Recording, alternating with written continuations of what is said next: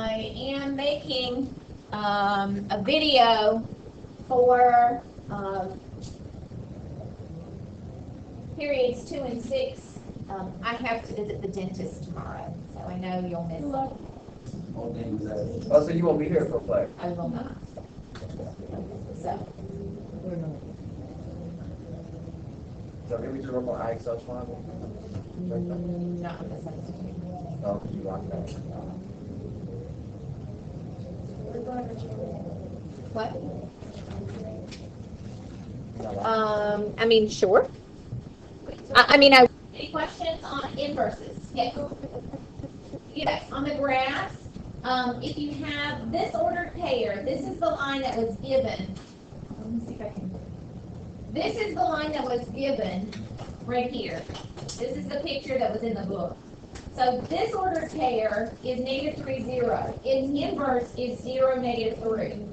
So I would then graph that point here. And the inverse to this one is 2, -1. And so that's this point. And the inverse to the final one is 3, 5, which is right here, 3, 5. So the blue then is the inverse to the pink. Does that help?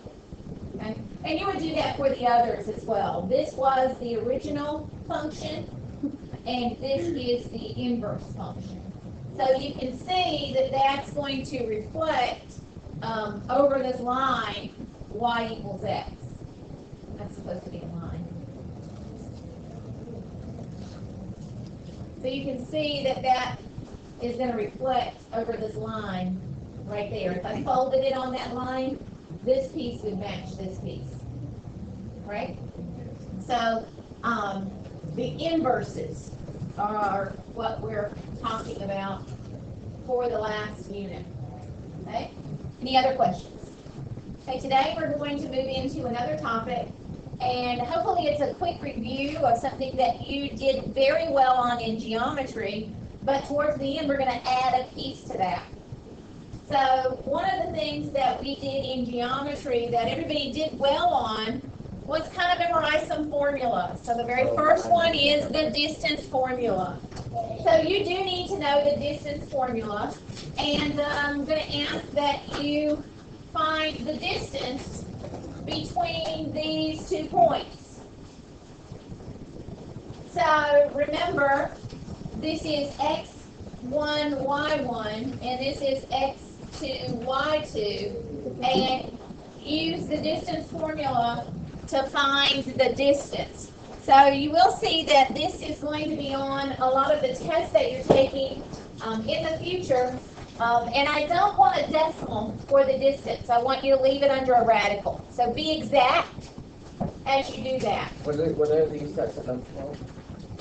It's going to be the basics of circles, and it's section 2.8. So I'm going to pause here now. Okay, so the distance formula problem should be really easy for you to do on this next assessment and for the practice problems that we're going to take a look at. But the distance is equal to the square root of 1 minus -1. No, I did y, didn't I? Okay. Just because I'm used to doing y's. Let's keep it with the formula.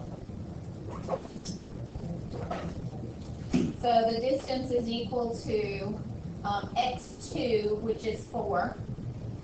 Minus 0 squared plus the y2 is 1 minus -1 squared. So what did you get for the distance? Square root of 4 squared is 16. And this is really 1 plus 1. 1 plus 1 is 2. 2 squared is 4. So the distance, remember, is equal to the square root of 20. And if you remember back from Algebra 2 and Geometry, you now have to see if you can simplify this. So this is 4 times 5, but 4 is a perfect square. So this is 2 square roots of 5. So we'll do a quick review on how to simplify those and practice finding the distance exactly. So picking up your calculator here is not the answer. I don't want a decimal. Not graphing them, which your calculator might help you determine what numbers this is between, but this is the exact value. And the other thing that you did in that unit, when you did the distance, you also did the midpoint, didn't you? Okay, so take a moment, pause the video, and find the midpoint. Pause the video. Yeah, talking to the next one. Okay, so x1 was -3, and x2 was 6 over 2, and x1 is 4, and it's going to be plus -8 over 2. So the midpoint of this, and way back in geometry, you use this to find the center of your circle. Okay, and you can see in just a few minutes that we're going to go now into circles. We're going to add to those. So we're going to jump from chapter 2 all the way to another chapter in the book to kind of put some things together. I didn't like kind of the order they put them in. I wanted to hit them before a lot of you were taking the SAT and the ACT. So we're going to kind of rearrange things a little bit. But this becomes 3 over 2, and this becomes 4 over 2. So the center then is 1.5, 2, -2, correct? I think I did something wrong. So those things were all reviewed. Nothing new there. Really just straightforward plugging in a formula. And I have some practice problems picked out for you for that. A bit of a review. You are going to take a look at the circle. So we have this circle, and the circle is defined as all of the points that are equidistant from this one centerpiece, right? That's the definition of a circle. All of the points that are equal, and that would make a circle, right? So if here is my center, and all of the pieces that are equal to that go around that center, well, that's not very pretty. That's the definition of a circle. So we're going to be taking a look at using HK as the center of my circle, Okay, and R is going to be the radius. So again, this should look very familiar to you as you look at the geometry of this.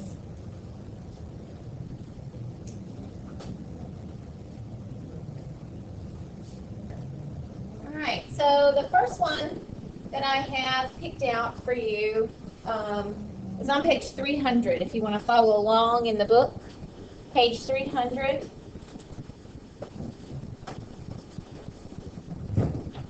And we're going to look starting at example number 35. So for 35, we have a problem, and it says the center of my circle is at -1, 4, and the radius is equal to 2. And so your job, if you look at the directions, is to write the equation in standard form with this center and this radius. So as we talked about a little earlier, this is the center and this is the radius.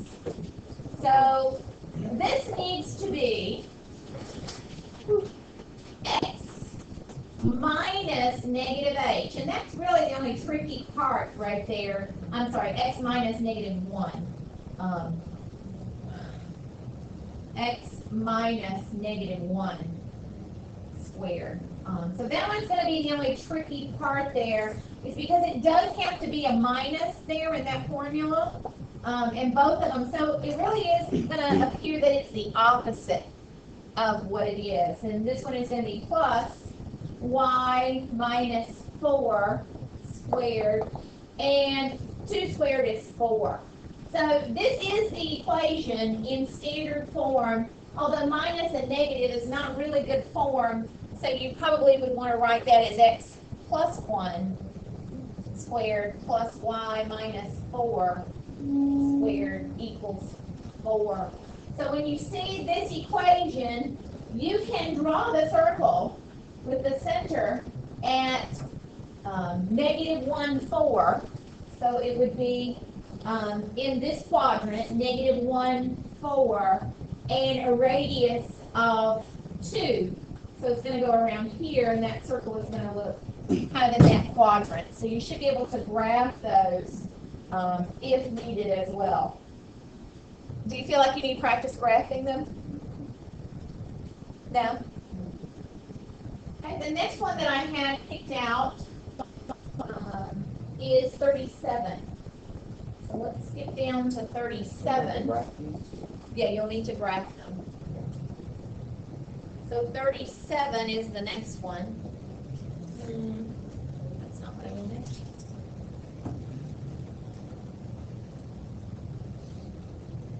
How about that? So question 37 says the same idea. The center is negative 3, negative 1, and the radius is the square root of 3. Now I picked this one mostly because the radius was a square root. Now that doesn't make the problem any more difficult because we all know that the square root of 3 squared is 3. Okay? So we would do x minus negative 3 squared plus y minus negative 1 squared equals the square root of 3 squared. And then you would simplify that. So this really turns out to be x plus 3 squared plus y plus 1 squared equals 3, because the square root of 3 squared is 3. So again, that one was 37, I believe. You're following in your textbook. Okay. Then we get to 41. And sorry? You want to graph it? You should be able to graph it. The square root of 3 is between 1 and 3. So this one would be in this quadrant, negative 3, negative 1. So there would be the center, and it would go like this. So right in there. Okay, and the next one that I had picked out was 41. And this says, give the center and the radius of the circle. Use a graph to identify the relations range and domain. So here's where you're going to need the graph. So this was 41. And 41 says x squared plus y squared equals 16. And so from this, hopefully you can tell that the center is 0, 0. Isn't the center 0, 0? And the radius 4. It is 4, because the square root of 16 is 4. And then it said to give the domain and the range. And that part might need for you to look at the graph. So if we were graphing that one, this would be up here, and it would be over to there. So if you graphed this on the grid, the domain would be negative 4, and it would go to 4. And so that's the domain, and the range is going to go from negative 4 to 4. So the domain and the range, and so that might be why you need to put them on a graph paper so that you can see the domain and the range. Wait, so that will only have you graphing it. No, the directions here were to tell the center, the radius, give the domain and the range by looking at a graph.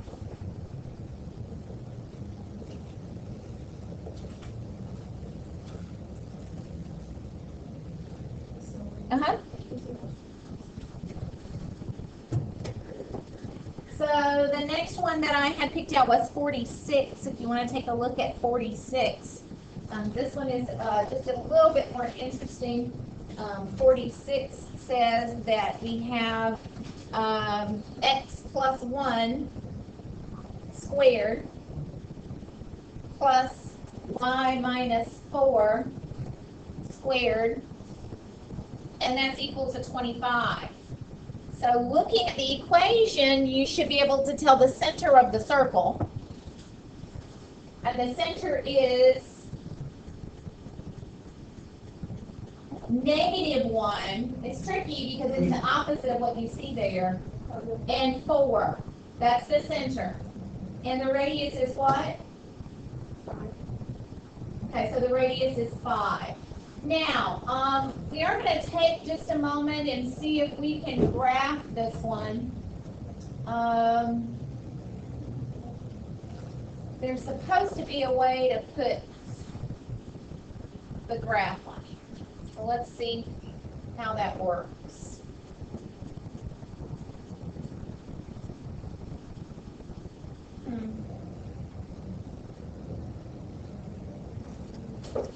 All right. So the center was at -1, 4, so that's up here.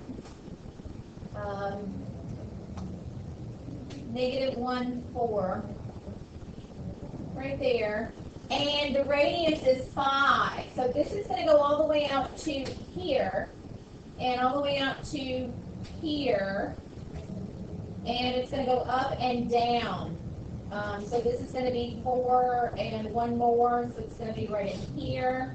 And this is going to be up 5, so this is going to be at 9, isn't it? So there's our, and those were important calculations. I know my circle's kind of odd, but we need the domain and the range. So the domain goes actually from -6. Do you know where I got the number -6? It's the center minus 5, right? Wouldn't that be where the leftmost part of that circle is? And then the other one is going to go from the center, -1 plus 5, so that one's going to be to 4.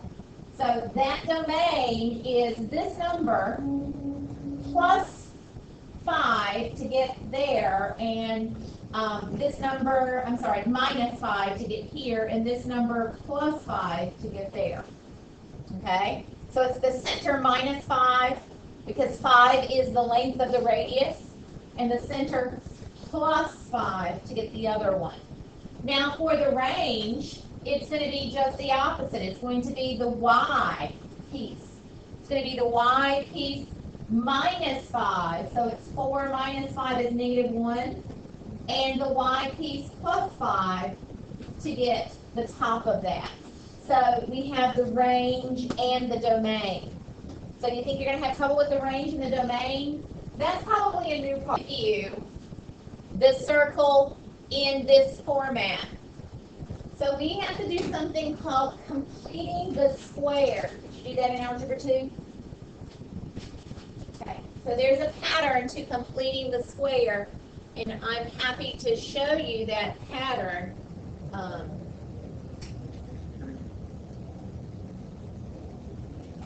Now, so the next problem that I had picked out is 53. So for 53, we have x squared plus y squared plus 6x plus 2y plus 6 equals 0. And the directions say, complete the square to write the equation in standard form, then get the center radius and graph the equation. So we probably need to know the domain and the range in order to do that successfully. Well, this is not something squared plus something squared equals a number, is it? We need to get it into that format, okay? So we're going to get it into that format by following these steps. Okay, the first step. You're a step person. You might want to make a side note. The first step is to organize the x's and the y's together. So I'm going to say x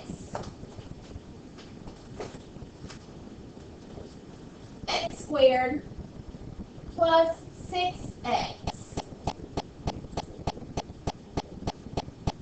and y squared plus 2y.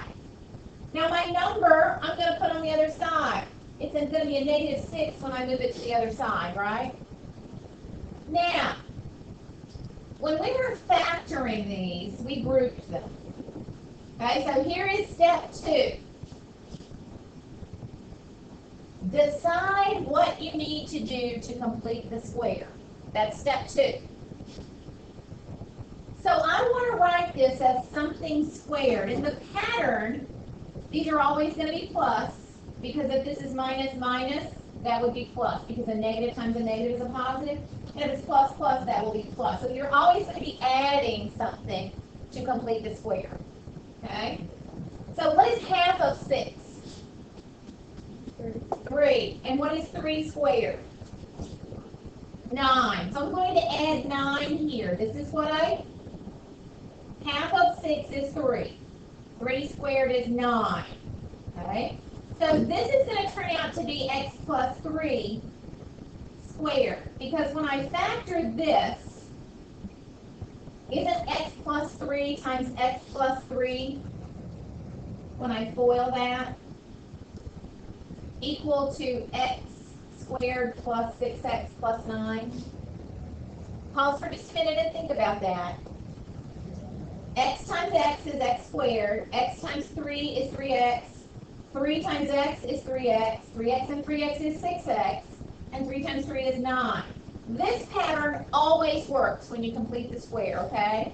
Half of the middle term squared is what you add. Okay?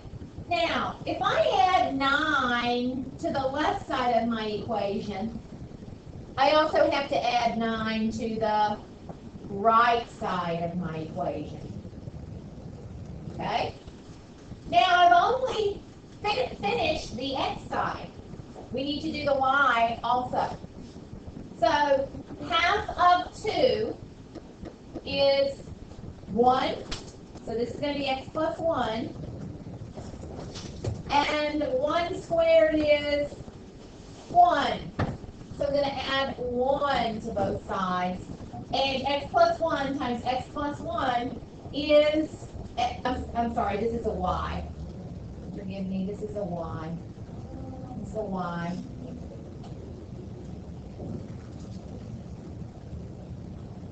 So y plus 1 times y plus 1 is y squared plus 2y plus 1. So what's negative 6, 9, and 1? 4. So now this is in the right format, is it not?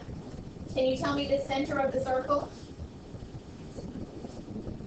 Negative 3, negative 1 is the center. And the radius is 2. It's the square of that, the square root of that. Now, we could do the domain and the range, couldn't we? If we graph this, it's negative 3, negative 1, so it's right here, and the radius is going to be up here and here, so we could do the domain and the range. The domain is from this one, so it's going to be negative 5, negative 1,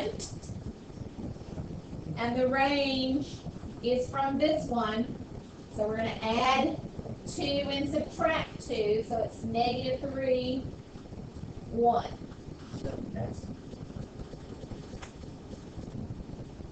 This is a 5. Is that what you're asking? Yes. The domain is negative 5.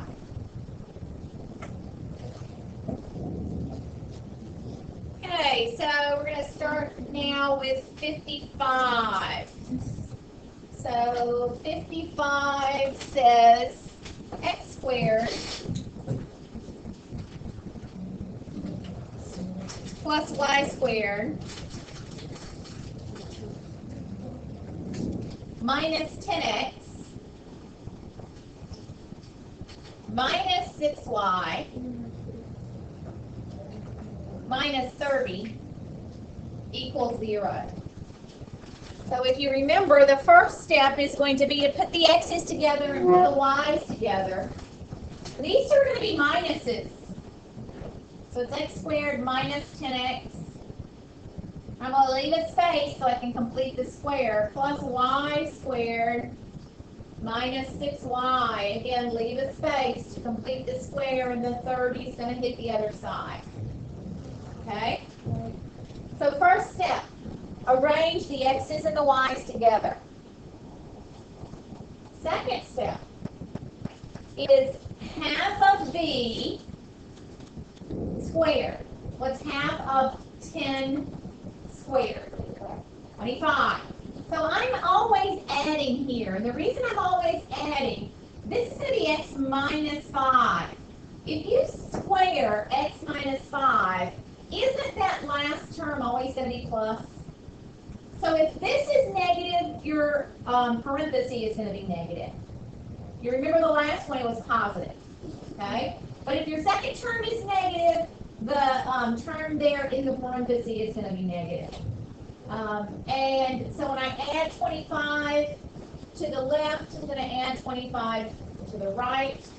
And now I need to complete the y's. So half of 6 is 3. 3 squared is 9. And this one also is going to be minus because we have the minus right here. And whoops, I put the 9 in the wrong place, didn't I? Back that up. Good. So this is a plus 9. Okay? And that makes this one a minus 3. This number is always double this. So this is going to be half of that middle term there. Okay, and this one, what we're adding to the other side, we have to add 9, is going to be the square of half of that. So 30 plus 25 plus 9, what is that? 64. Well, that turned out nicely, didn't it? So the center then of my circle is 5, 3. Notice these are minus, so those are not negative this time. And the radius is 8. You liked geometry better, didn't you, than algebra? I don't know. You love math. I heard you say you love math. I've heard that. So we could say the domain and range of this one. It's going to be 5 minus 8 for the domain. What's 5 minus 8? Negative 3. And 5 plus 8 is what, 13? And the range is 3 minus 8, which is negative 5. Because it includes those numbers.